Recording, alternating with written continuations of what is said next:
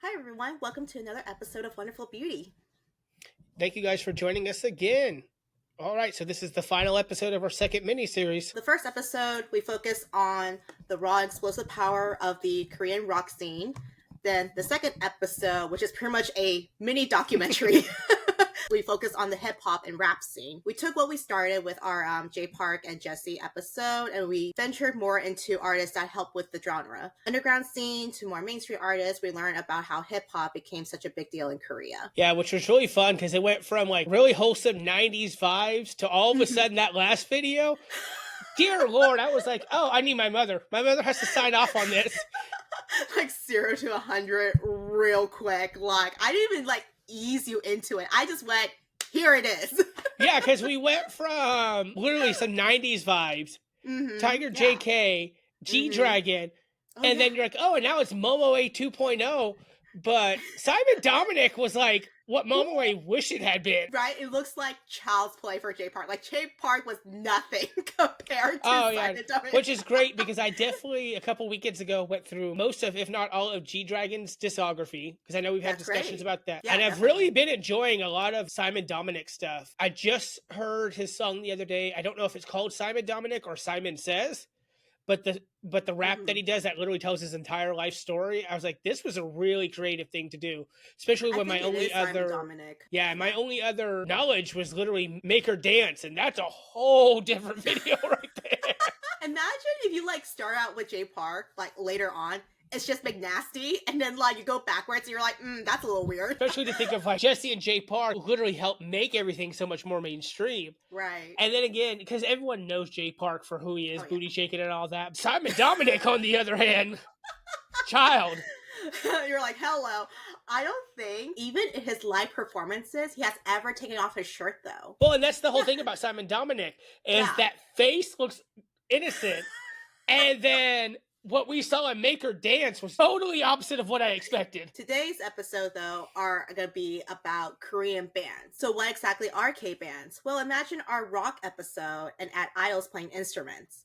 Imagine the amount of talent it takes to not only be able to sing and captivate an audience like your other K-pop peers, but also have to be able to play guitar, drum set, or a keyboard. So we both actually do play instruments. We were both in orchestra together for a while back in high school. Honestly, cannot imagine having to become a vocalist on top of that. Oh no, especially because you think about, like, I never got to the point where I could just memorize music. And I played the bass, so things were a little different, especially once you get to the higher levels in high school, because you're having to play things that are technically in the cello clef. So you're having to read these notes, reach around all the way down.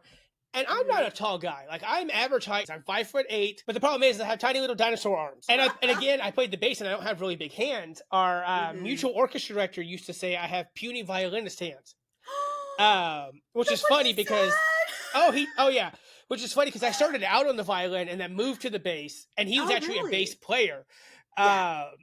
So I couldn't imagine having to not only memorize music but also have to sing. Plus, you also have to be able to. Some of these guys are like flipping their instruments around, jumping off the stuff, like doing tricks and stuff. I'm like, y'all are just showing off now. Yeah, at this point, it's just showing off. So I'm curious then, because I didn't know that. I didn't know you played the violin before moving to bass. So a little bit of history that nobody but you is going to be interested in. So I actually started in 5th grade as a violinist because my great-grandfather was actually a fiddler. Oh, okay, cool. Yeah, so he actually not only recorded and played fiddle music, but he made his own fiddles. So I wanted to switch over and do the same thing. I'm the oldest of my generation, so I got the opportunity to be really close with my grandparents and my great-grandparents. Coming on to 6th grade, all of our bass players left. So my orchestra director at the time, Miss Caraway, was like, hey, would you be interested in this? And my other friend at the time, Brian, he was a bass player. So I was like, yeah, sure, whatever. And I came home with that thing, and my mom was like, what the hell is this? And then I played it all the way up until freshman year of college. I actually majored in music for a little while. Yeah, you did. Yeah. Oh, wow. I didn't know that at all. That's so cool. Yeah, no, I stuck with violin, and that high school director, I had him since elementary school. So you guys, I only I literally only had him for 8 years. I was this close to being away from him, but no, he followed me everywhere. I It's really fun traumatized him. because at our last senior banquet, I remember we were all the seniors were getting an award, and you were sitting there about to cry. You're like, "Wait, how did he forget about me?" And he But also, I might be specifically saved hormonal because I you, was pregnant. and you were saved specifically for the end because you were the only student out of the entire senior class at orchestra that had Leverton from 5th grade all the way to senior year. I know, but I was also hormonal because I was probably still hungry, and I was pregnant with my child in my senior years. Which, fun fact, our director retired shortly after getting Ian's sister in his class. So It was so funny. He was literally like, doing the roll call for the first, the first day of school to get to know the students and everything. And he looked at my sister's name and the last name, and he stopped. And he looks up, looks right at my sister. My sister went, and he went, oh no. And that's not an exaggeration. Carrie makes that face all the time. But back to the subject of hand. The first South Korean band to use instruments was Ad4, formed by Shin Joo-hyun back in 1962. He was considered to be the godfather of rock and pioneered Korean rock music with Ad4 and became the forefront of psychedelic rock in the 60s and 70s, similar to what was happening in the West. Quick rundown on him. In 1957, he was only 19 when he made his debut on a U.S. military base, which is where musicians can find regular work at the time. He was inspired by American rock, jazz, and psychedelic rock heard on military base radios, and thus Korean rock was born thanks to him. Then we fast forward to 1999, so about 40 years later. Click B is the first Korean band that debuted under a company. Back then, the company was known as Daesun Entertainment, but is currently named DSP Media, which is now housing Card currently. I was about to say, isn't that Card's company? That is Card's company. Yeah. So they definitely have progressed more into K-pop. They were the band that incorporated rock with dance beats into their music, thus setting the foundation of what we know as K-pop bands today. Fascinating. I didn't even know Card's company had been around that long. Yeah, they actually have. I don't know if Click B was their first group to sign technically, but they were definitely there since first gen, second gen, because when Kara debuted, they were under DSP as well. Oh, interesting. Okay. Back when I got into 2PM, Beast, Shiny, and the like, I didn't realize that there were groups that actually played instruments because all you see are just, men just flipping, dancing, singing, all that fun stuff. So I was on this bootleg stream back then, but I was watching Music Bank, and this group called FT Island took the stage, and they were on stage with instruments. And I was like, is that real? Are they really playing it? Or is that just for, funsies? That's their concept, that sort of thing. Not knowing what the genre was going to be, I was pleasantly surprised and shocked how this was considered K-pop because, again, it was shown on Music Bank. FT Island was playing rock, but not too hard of a rock where it's metal rock, but it was it has a catchy beat. They kind of go hard in the chorus. Vocals are totally top notch. And for this to be on music shows on the main platform is amazing and kind of blew my mind on how this is actually possible. All right, so the first group we're going to talk about is FT Island. FT Island debuted under FNC Entertainment, formerly known as FNC Music at the time. For FNC to debut FT Island as their first group, but on top of that as a band, that's a risk that benefited FNC, and they became more well known to be the company that houses a lot of band groups. FT Island debuted in 2007 with members of Lee Hong-ki, Lee Jae-jin, Choi Min-hwa, Choi Jong-hoon, and Oh Won-bin. Oh Won-bin left in 2009 and was replaced by Song Se-hyun. There wasn't an official reason for his departure, but he did sign a different agency to focus on acting in 2014. And then Choi Jong-hoon actually left in 2019 due to the Burning Sun scandal. From their debut onward, the band was met with much success. They sold over 79,000 copies in 2007 with their first album. Wow. And then they were the 6th best-selling album of the year. They repackaged it later in the year to include extra goodies. So they had photo cards, and they had a cute little postcard and all these other things, which was unheard of back then as well because all you got was literally a CD and a photo book. There was no photo cards back then in second gen. It's a newer thing once it hit third gen, I believe. Wasn't it Girls' Generation that technically started the photo card trend?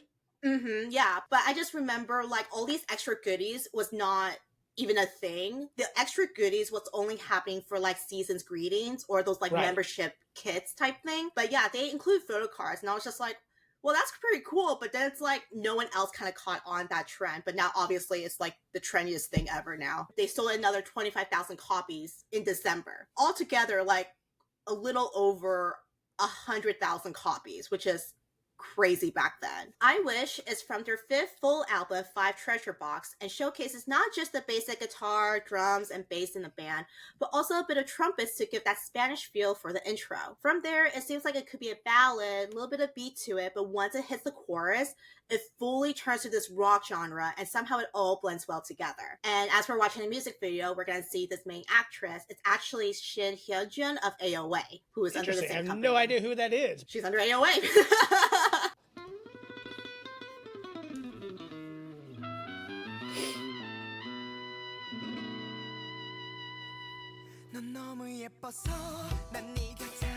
Oh, that was the thing too, that headband with the spikes. That was such a second gen thing too.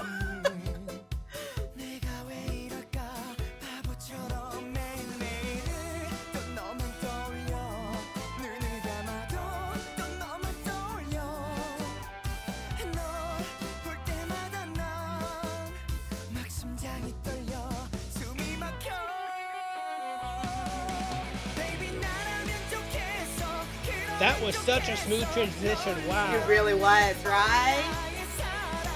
And so catchy. The moment the song was stuck in my head for months. So bad, but so good.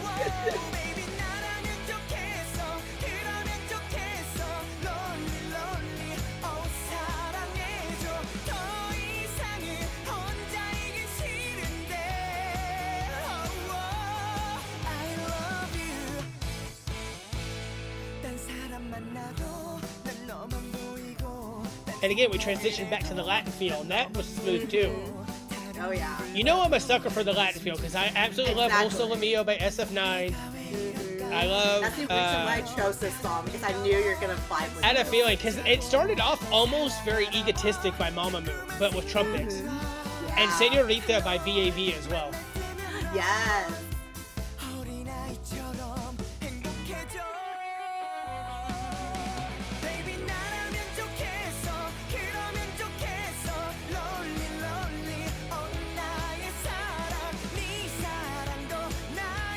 Do it. Hold her hand. Ah! And I was like, oh my god!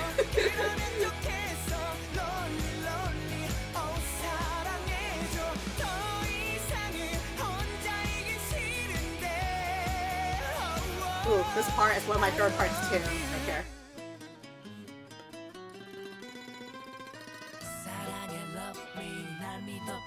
Yeah! You know, it sucks that FNC is such a terrible company because they produce such good groups. I know! Such good groups. You know, except for... Island. Because you have FT Island. I don't know. I know they had other bands after this. But, I mean, this is the same company that produced SF9. Yeah, I know. And, like, I'm not a big P1 Harmony fan. I know a lot of people are. Yeah. But, like, if they were a better company, they could produce better stuff like this. Exactly. And then, like, maybe just handle the, not the production, but just, like, the promotions in general. Yeah. I honestly wish they would do better with the current artists, like the SF9, P1 Harmony even. Like, I wish they promote them better than they did back then for FT Island and TMT. Because that's how they blew up, literally. And even AOA.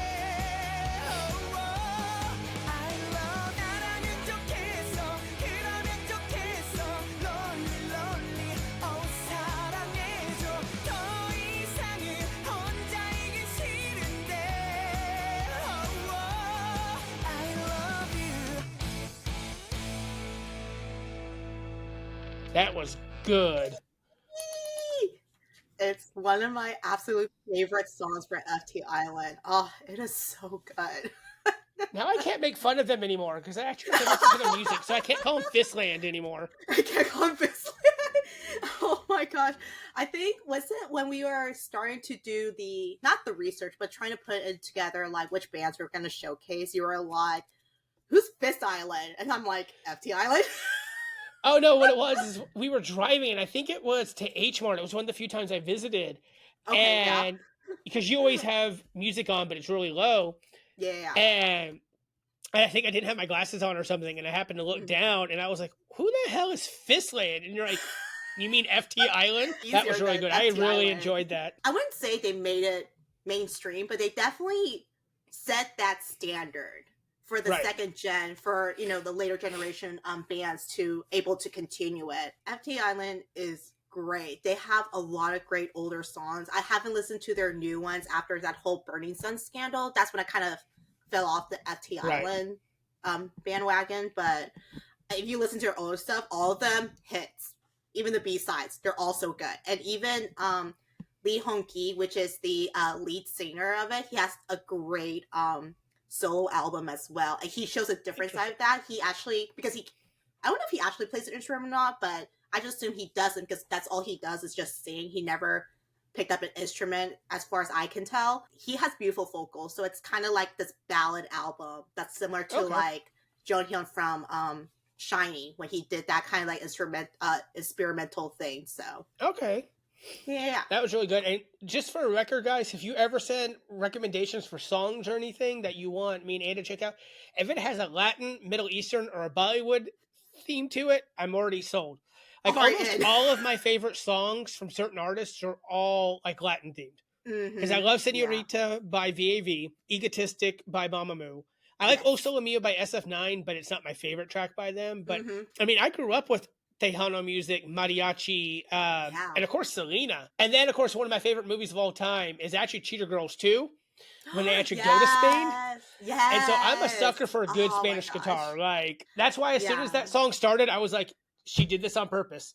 Yes, I did. Yes, I did. I was going to go with their, I think, like 2 albums before. But I was like, no, there's got to be something, like, not better, but just like something you would, like, get into a little bit more. And I was like, this is the one, because it came up on my like shuffle playlist, and I was like, I remember this, and I just added on really quickly. Very nice. I really enjoyed that. If we are to follow the formula of how a group will take over their predecessor, CN Blue is a response to FT Island. CN Blue consists of members Jung Yong-hwa, Kan Min-hyuk, Lee Jun-shin, and Lee Jong-hyun. Lee Jong-hyun will later leave also in 2019 due to the Burning Sun scandals. What is up with these boys? I was not upset about the FT Island member that left because of the Burning Sun scandal. I'm more upset about this one because he was my bias, and he was known to be like the gentleman. Like, he was like the second gen Joshua Hahn right now. Okay. And so that one really caught me off guard. I was so upset when that news broke out, but you shouldn't be doing stupid stuff like that. FNC Entertainment wanted to try something new with CN Blue, to send them to Japan as nobodies. Like, no one knows who they are. They haven't really like debuted yet. They've got to perform on the streets in Japan, and then just pretty much build their confidence from there. In 2009, they decided to debut them as an indie band, but sadly didn't make a splash with their albums. And this is when they're still in Japan. Like, they didn't even like try them in Korea yet. In the beginning of 2010, they debuted in Korea with I'm a Loner, and it instantly became the #1 song on the Mnet charts and #2 on the Hanteo and Gaon music charts, which is a huge deal because that's where you buy your albums and that's where it counts. That's where you stream the music and that's where it counts, because it all adds up to like the end of the year award shows. I'm a Loner has a catchy beat with a quick switch between singing, rapping, and a bit of scatting, with lyrics being super simple and easy to follow. While the public do compare CN Blue to FT Island, even though they're like in the same company, they were able to discern the difference between the two. FT Island is a bit more rock, while CN Blue is comparable to Maroon 5, alternative rock with a hint of pop. CN Blue has stated that they drew inspiration from Red Hot Chili Peppers and Uverworld, which is one of the biggest bands in Japan. Fun fact though, CN Blue and Uverworld actually did a joint concert together in June of 2024 in both Japan and Korea. Interesting. So, I didn't even know they were still relevant. I didn't think it sounds so bad. I didn't think they were still producing music, if even, but to kind of do concerts with your idol, that's a whole different level.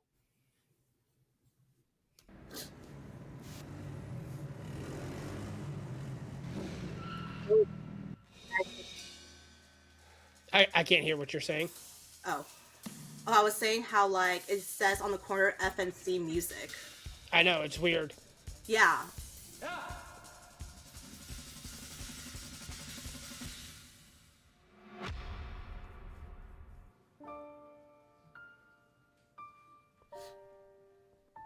It's so melancholy. Not the swoosh. Not the swish.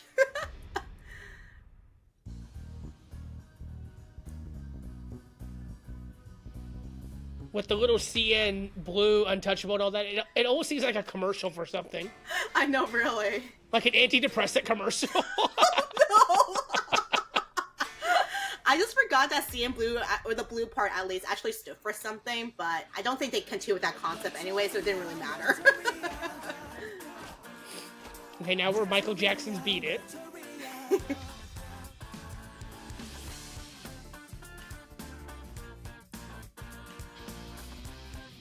Dude, you need some sun. Stop being stuck in there.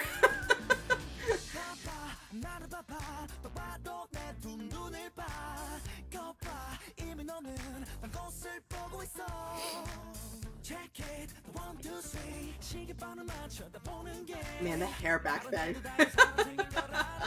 You know, all second gen hair was wild, man. I know, right? They all almost look the same. That's one of the reasons I think I stuck with third gen so much. I'm like, oh, you all don't have that little page boy haircut. They experimented a little bit more once it hit third gen, yeah.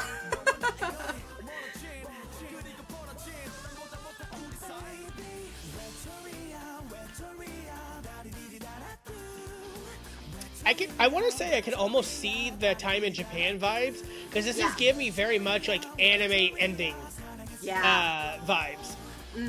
Because you know how like the opening is always like high intensity rock and all that, and the ending is always like super sad or sung by right? Boa. Yeah. Yes.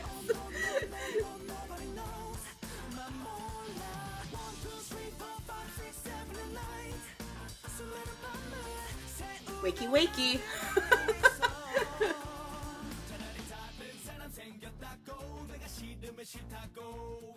Not the emo hair. I know, I'm gonna say this is so early 2000s. Oh my god. He was so sad.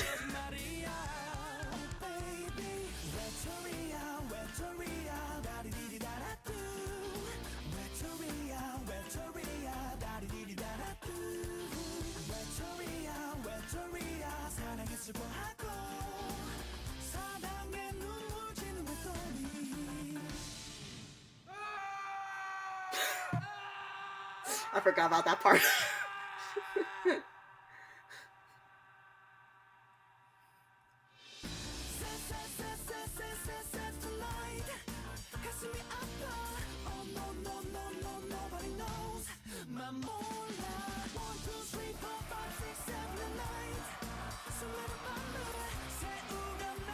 That was a weird transition.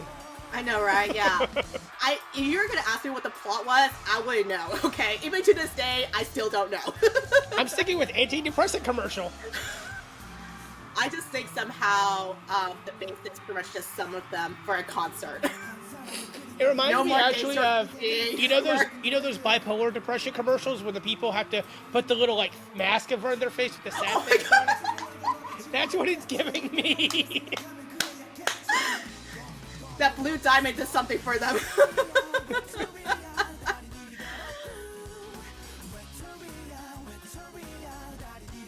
At least their hair is slightly better in this. Well, they had to get on stage. They had to actually put product in their hair.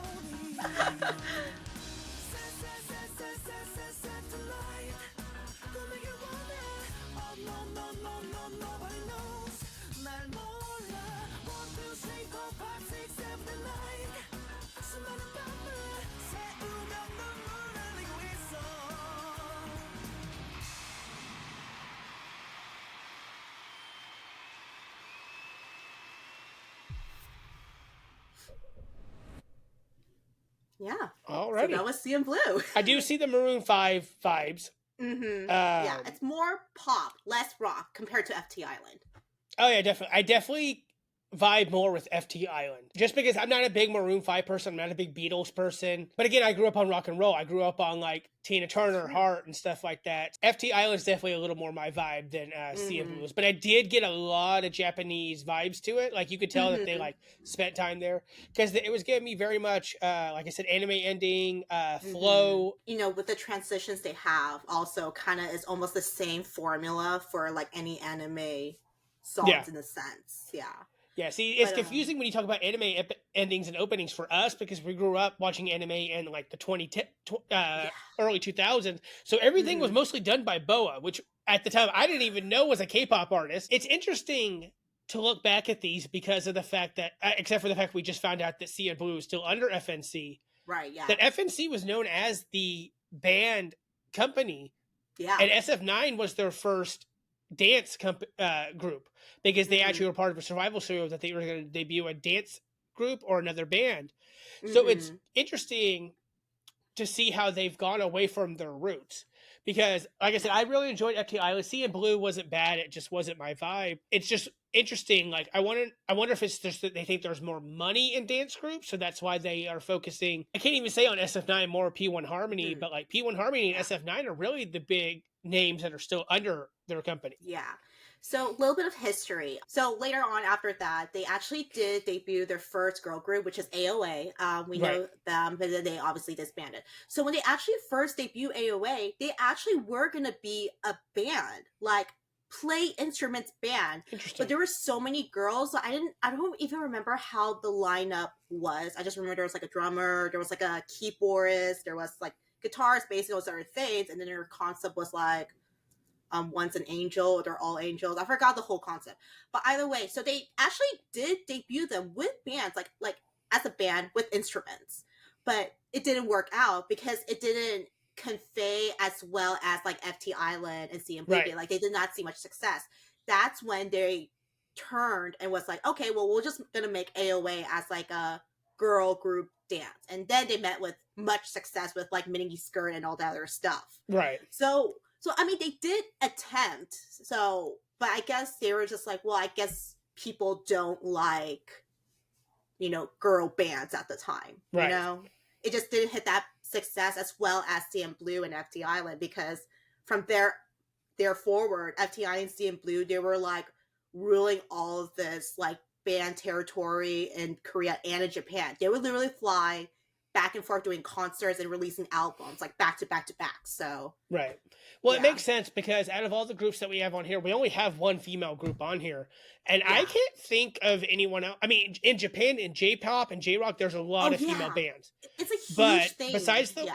Besides the one that we have on here, I don't know of another female-led K-rock group. For FNC to kind of stray away from that is interesting, but I do agree. I think it's more of a moneymaker thing because not many are into bands and rock as well as they do in Japan. But that's only because of the culture of it. It's different. K-pop is just more mainstream and worldwide.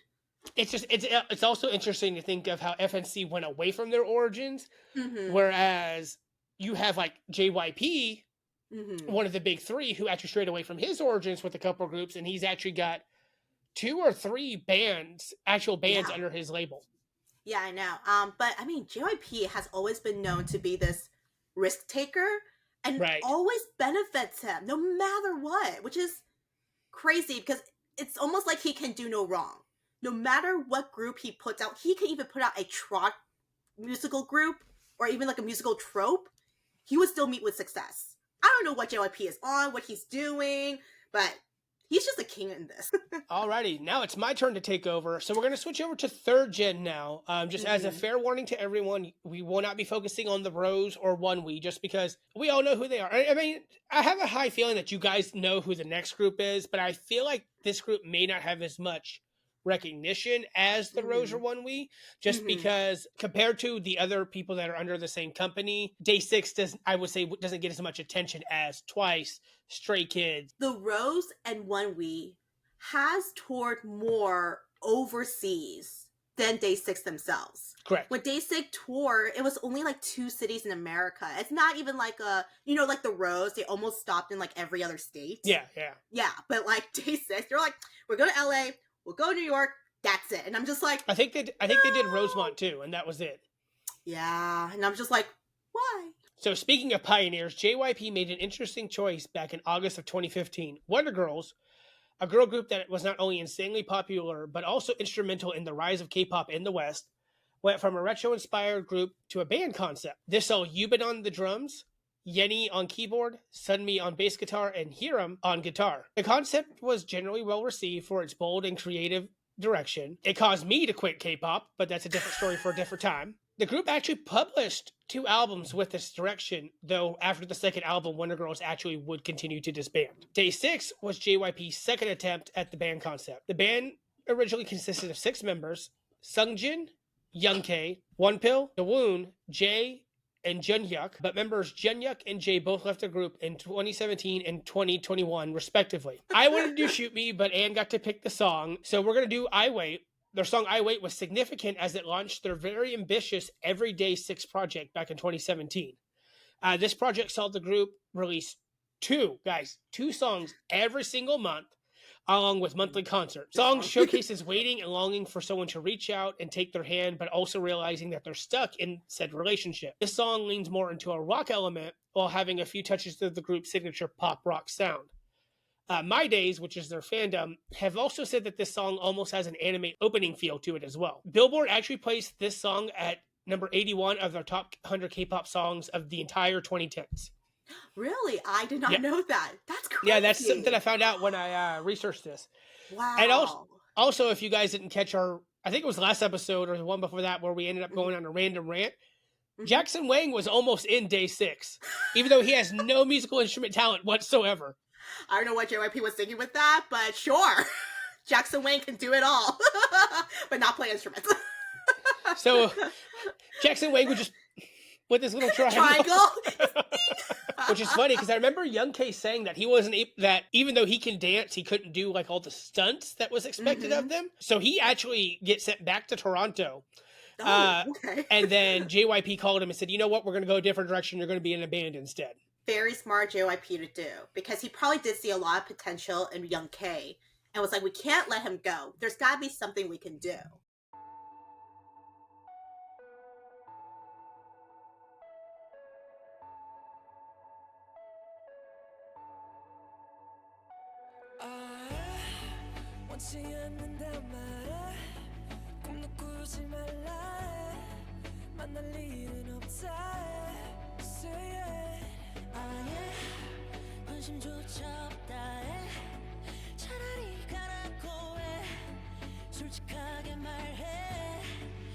I think it's an interesting choice to have them not with their instruments at first, especially if you don't know who Day 6 is, because that would be a very interesting reveal.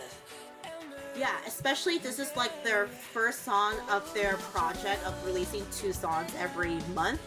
So this is like one of the first music videos for that project. So people who are like, ooh, what's this? And it's like a great intro to it.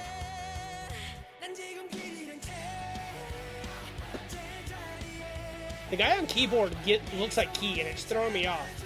Oh no! Bass structure.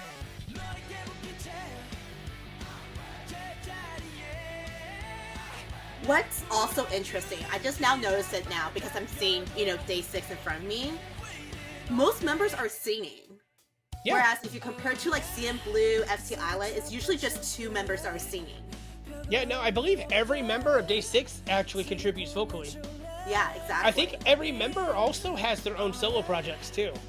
Yeah, they did. Because I know I have 1 or 2 of Youngtae's albums.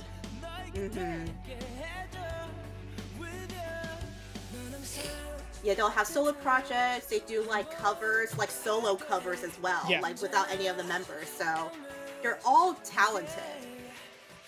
It's just kind of almost unheard for, band members to also contribute vocally like that. Well, I mean, think about it, but it's JYP. He expects a lot out of his idols. Exactly. So I mean, like, see, and the guy on guitar also looks like Sangyeon from The Boys. Okay. And I feel bad because I don't know anyone's name except for Youngtae because he's my bias, so of course I know who he is. And I mean, technically we play the same instrument, so yeah. And this is also very different from normal music that I'm used to from Day 6. Right. Because I was telling you earlier, I have a song stuck in my head, and it's Time of Our Life, and it's a completely different vibe than this. I know, right? They're very versatile too. Oh, yeah. Mm-hmm.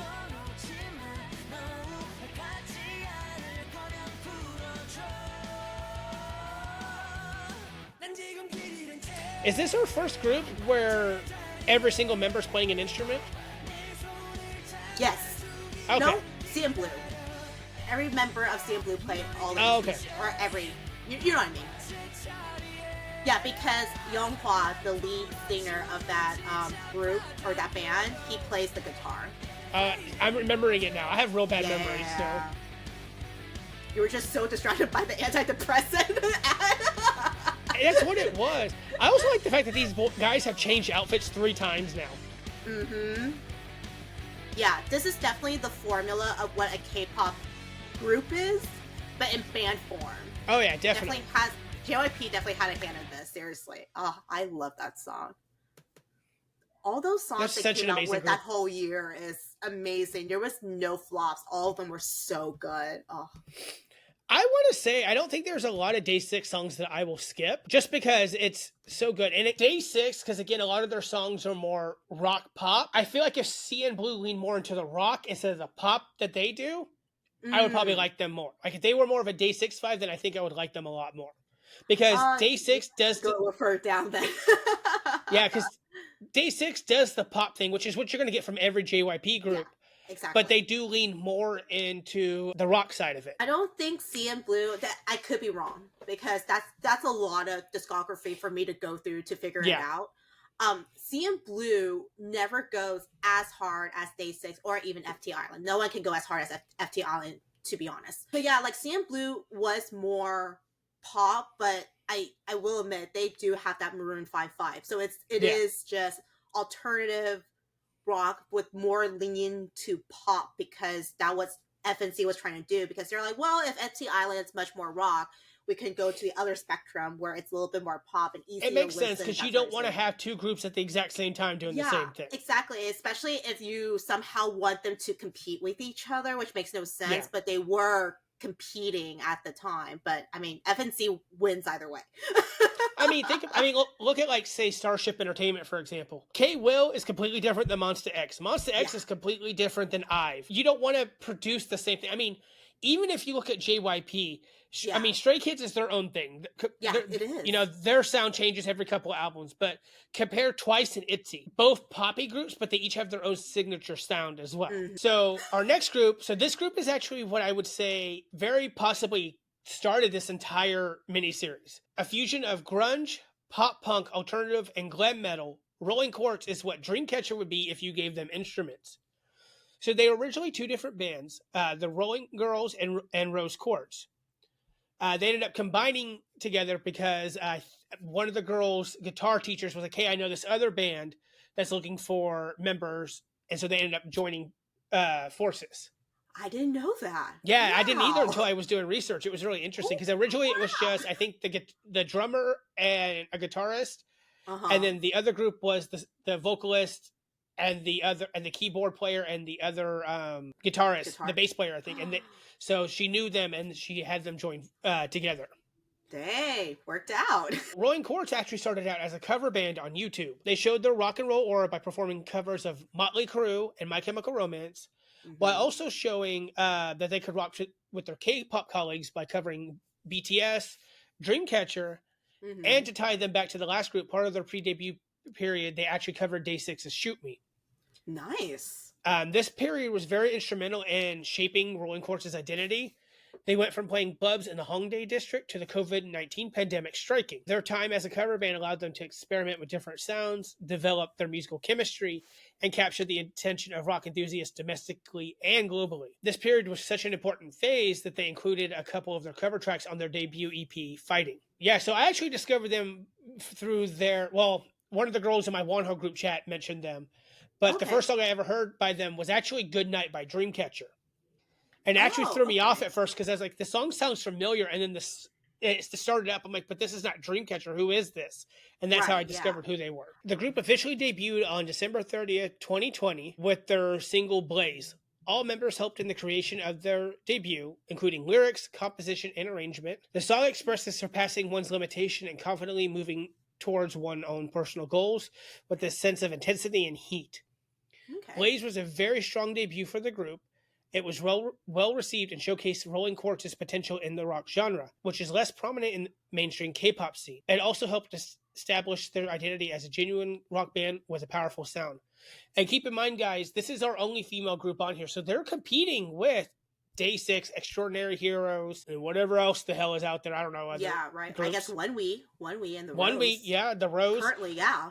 And they've garnered this attention again through their covers, as well as we talked about it in our Alexa episode. Did a cover of Extra with Alexa and did a rock version of that, which helped not only put them out there because that's when Alexa was really big, right. But also helped show that Alexa could also do rock and roll as well as the pop.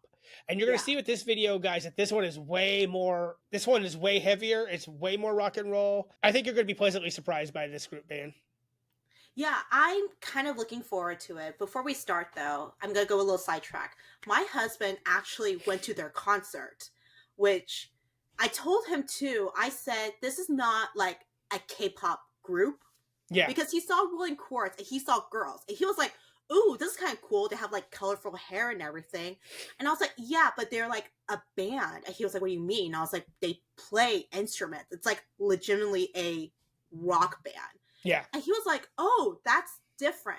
So when my husband attended with his friends, he realized how there's so much more. There's more people that's in the crowd that are not what you would typically see at a K-pop concert, if that makes sense. Yeah. Like, you know, people would dress up, they got their light sticks, you know, they do their hair, that sort of thing. This one is more like everyone's chill. Everyone's like in their t-shirt and jeans, they're casual. I don't want to stereotype it, but a lot of people who were attending, it seems like they were like metalheads. Right. And they're just literally there to enjoy the music, the rock music, and just like headbanging everything. Like they're just vibing. So my husband really enjoyed it. He was like, that's just different from like a typical K-pop concert. Yeah. So. I unfortunately, our show was on Mother's Day this year, and so unfortunately I wasn't able to go. Terrible planning on their part. So hopefully when they come around next time, I'll be able to see them. Yeah, because I think you would have loved it. They had so much fun. I wish I could have gone, but someone has to watch the restaurant, and it was me. It's okay, we'll go next time. Right, exactly. We'll just go together.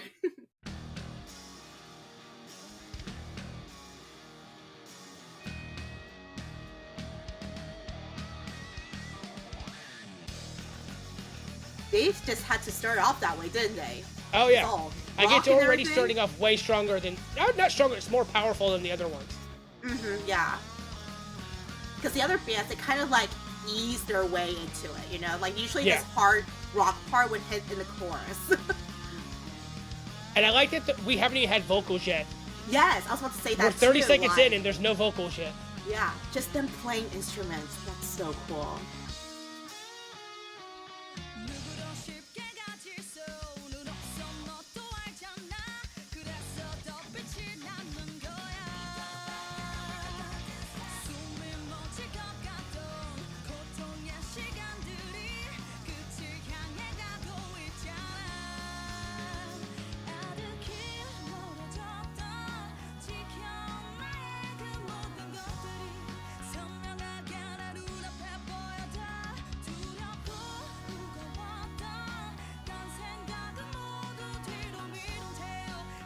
Well, dang. Who made you mad? I also really like, I don't know, I think her name is Jae Young, the vocalist. Okay. That she doesn't have like a higher voice. She's not really low, but I think it works so well with this this genre because the cadence of her voice and the pitch could easily change how this sounds. Oh yeah, definitely.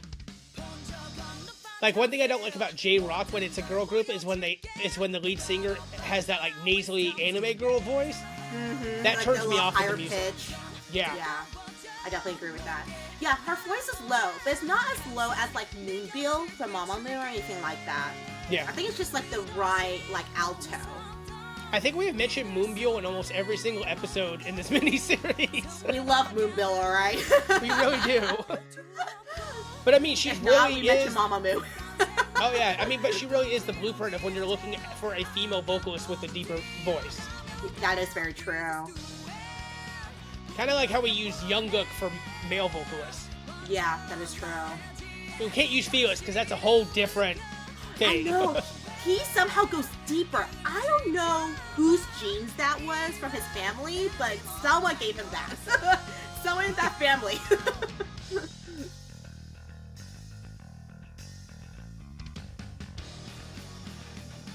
I also like how these girls just purely love playing an instrument. Oh, know? yeah. It like, shows so well. Yeah.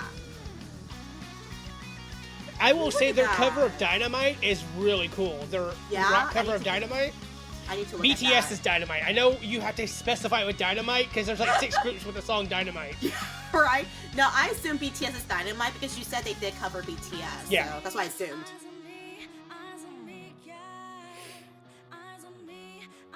So I guess and she their doesn't video play an instrument then.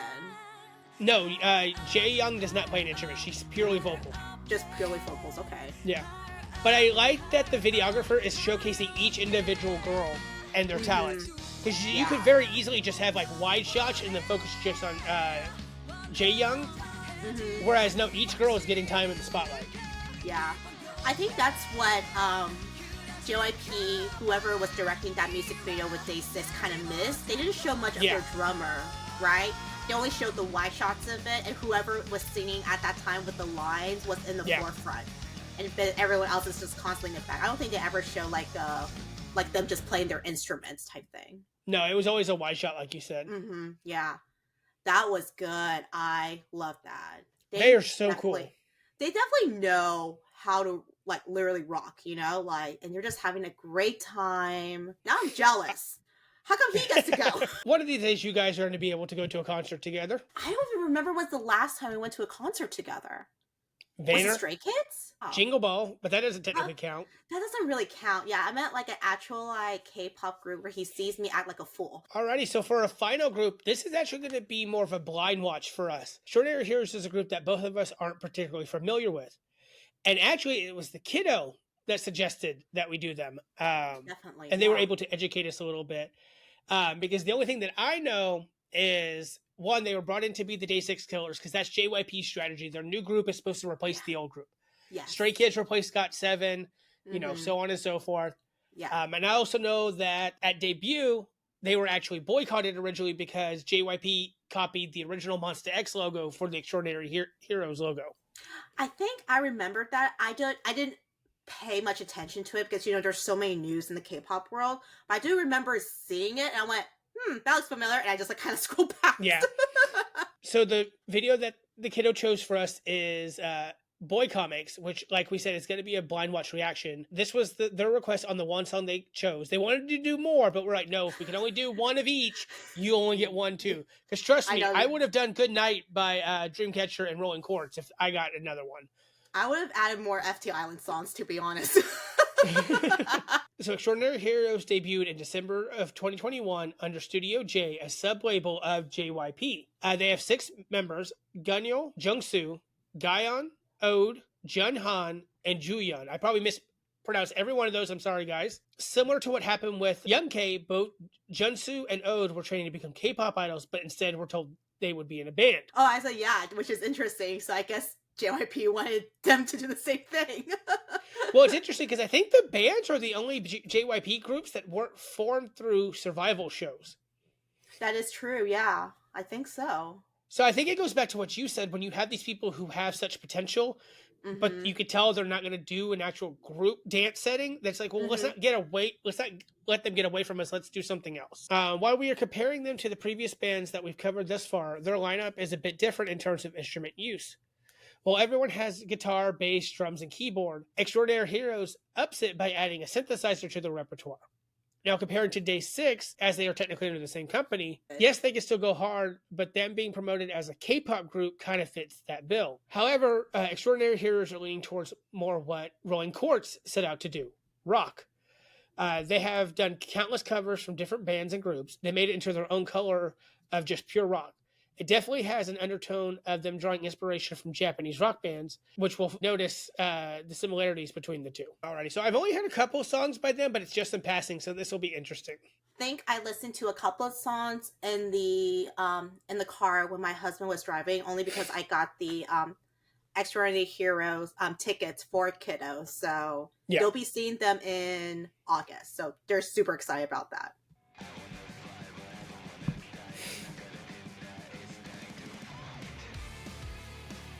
Just like Rolling Quartz started out strong. I know, right? But this time they're all playing instruments too, kind of like Day 6. They're all playing instruments. That's true. Yeah. I have a feeling that if you're going to be in a Day 6 band, every single person has to play an instrument. Because if you're just going to be a vocalist, go be in a K-pop group, you know? Yeah, that is true. Maybe that's why they decided not to have Jackson Wayne there. Because Jackson was like, I can play triangle. And JYP went, no, you're just going to do black flips. Get over there. Yeah, but all that fencing training would have been a waste if he couldn't have danced. That's true.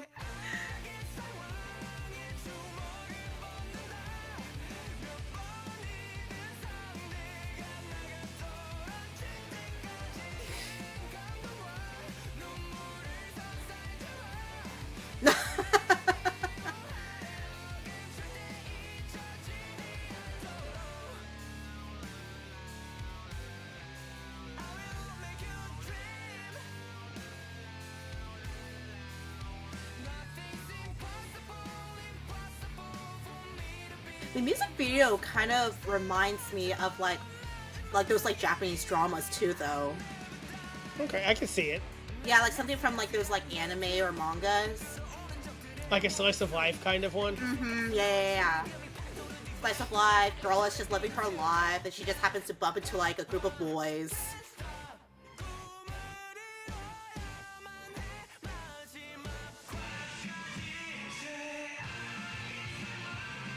It's definitely, like we said with CM Blue, definitely has more J-Rock vibes.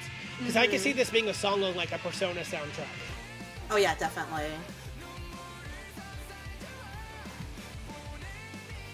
I could kind of see it as like in an anime too, though. Like a good intro anime song, yeah. I'm sure at some point they'll get to do one, because I mean, ATEEZ has an anime intro. Stray Kids has one. Yeah. Actually, I think Stray Kids has two now. They do? Well, because they had I think they have one for season 1 of Tower of the Gods. Season 2, Felix and Lisa, I think, did a song. Oh yeah, they did. Yeah. The J-pop artist Lisa, not La Lisa. Oh yeah, not La Lisa, not the K-pop one, the J-pop one, or J-pop. And then again, we've mentioned it before, but Boa's had so many openings and endings. Yeah. I literally thought Boa was Japanese because she was obviously speaking Japanese, and later on I'm like, what do you mean she's the queen of K-pop? Which is funny because I know her as one of the villains for Marry My Husband, but then like I saw that she sang most of the endings for Inuyasha, and I was like, wait, what do you mean? What do you mean? Who's this evil person singing nice songs? Right. That was pretty That was really good, actually. Yeah, they can go really hard. Oh, what's going on? Why is the girl? Oh, we still have 30 seconds. Oh, she finally gets her strawberry cake. Oh, who gave it to her? Hey, yo, it's one of them. Oh, they're so sweet.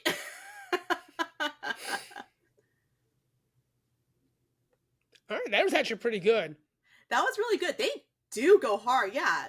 That's why they are. I mean, they're different from Day 6. They can't even be like the Killers, you know. It's completely different. Yeah, it's like the FT Island and CM Blue thing. Day 6 does have more of a pop sound to it, and they go very, very hard. Extraordinary Heroes, on the other hand, leans more into the rock. Like, there were definitely some J-pop elements there, but that was definitely much more of a rock song. Yeah, compared to like a rock pop. But that was the ending of our 3-part series, guys. Make sure you check out parts 1 and 2. We'll have the cards up on our screen. That was really fun, especially because I knew 2 of the 5 bands that we went over. FT Island, definitely going to make that a thing. At the end of every episode, I make a little list of who I'm going to check out. Last time it was Simon Dominic and G Dragon. I can't show the rest of it because those are future episodes. Oh no! Okay, cool. So I guess I could add Extraordinary Heroes on here too. I'll definitely give them.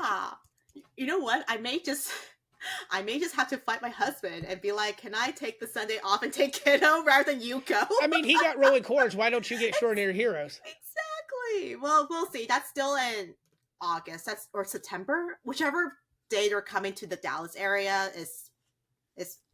There are so many shows happening, I can't even tell you what's going on anymore. Kind of a little off topic. I did get free tickets to CIX from one of my customers because they knew that kiddo loves K-pop, and they're like, "Hey, I want free tickets. Would y'all be interested?" And I was like, "Yeah, I'll take it." They just announced that they canceled it. That's the second time that they've been part of a U.S. tour that they've canceled. I believe their promoter this time around was My Music Taste. My Music Taste is known to have some issues, but I didn't realize it was that bad where they had to cancel all of North America and Europe tours. Like every single thing. Yeah, so I didn't do much research after that, but because you mentioned that we're seeing like there's so many bands or tours happening right now, I'm just like, well, one got canceled, so you can mark that off.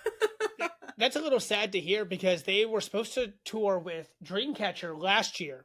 Or not tour with. I think they were going to be at a festival that Dreamcatcher was performing at. Like together? Oh, okay. Yeah, and Dreamcatcher ended up canceling, and I think CIX ended up canceling too. So hopefully the boys can get some work. I don't know anything about CIX. I've heard that they're more ballad-oriented. Yeah, I know one of their songs, which is called Cinema, which got me kind of into it, but not really. Like, I'll listen to some of their songs, but Cinema was definitely something I added to my playlist. Yeah. So I was like, oh, I'm kind of looking forward to it because I was going to kind of go blind in it and just enjoy it.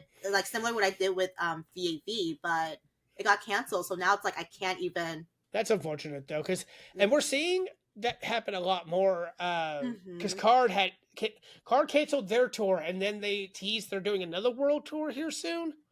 Yeah, I mean, I guess it honestly just depends on promoters that's in a different country, how well they can handle it and everything. Honestly, there just needs to be more promoting companies to help these K-pop groups, because a lot of the ones that are touring here now are like, less well-known ones, and they're probably on a tighter budget, because we can't compare it to like Twice, Stray Kids, 17, BTS. They're automatically going with Live Nation, and Live Nation is a huge company on their own. So yeah, well, it's like Rolling Quartz. So some of their tickets were through AXS. The one for here in San Antonio was actually through the actual club that they were performing at. Yeah, I think my husband got it through the club that was showcasing them. So yeah, and they were very cheap. They were like $30-$40, I think. But if you get they were 40. And then the VIP is a little bit more. I'm guessing 100 tops, but the VIP package was wild. Yeah, their VVIP, which is like their Didem collection or something, I think that was like $215, but that's still nothing. I mean, granted, I know when Jungkook did VIP, his was like 90 or 100 or something like that. So I guess it just really depends on where you're performing and what you're looking to make.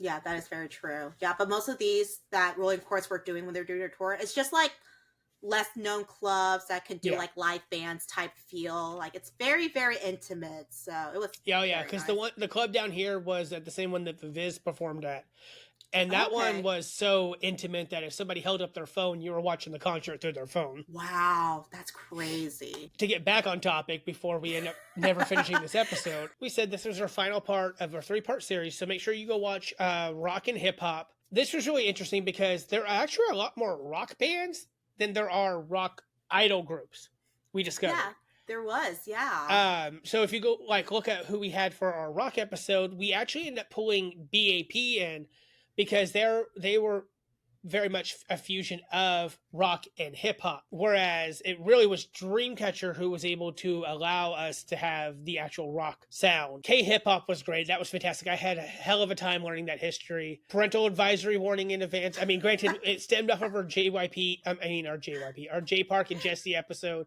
So you already knew what was happening with that. But let us know what you guys think. Did you know of any of these groups going forward? Are there other bands that we didn't mention besides the Rose and One We, of course? We'll definitely give it a look at. We'll be on hiatus next weekend. Anne has to fly out to LA and have lots of fun and eat fruit. From Grandma's backyard. But once we get back, we're going to actually start doing more blind watches and retrospectives. I get a full course lesson on 2nd gen, which I completely missed for the most part. Oh yeah, we made a list, especially, Shiny, but I don't think you know what I'm saying, like the history of it and everything. So that's pretty much what we're going to do for most of the 2nd gens. It's learning the history of how they all started. So more like retrospectives. Some of them, though, for the music videos, I literally would have to ask TJ, hey, I'm doing this group. Which music videos have you seen? Because I still want to do semi-blind watch, but also kind of revisiting the groups that are still going on today present, especially with Shiny. Yeah, and then doing their new album coming out and everything. And it's a lovely tribute to Jonghyun. So I love that. Yeah.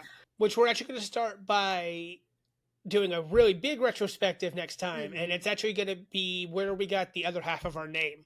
Mm-hmm. So if you know what our name stands for, definitely tune in next week, or not next week, next episode. And from there, we'll go on to 3rd gen. A lot of that is going to be seeing groups that maybe I missed, because you guys know I was very late into stuff, but we'll also be revisiting other groups.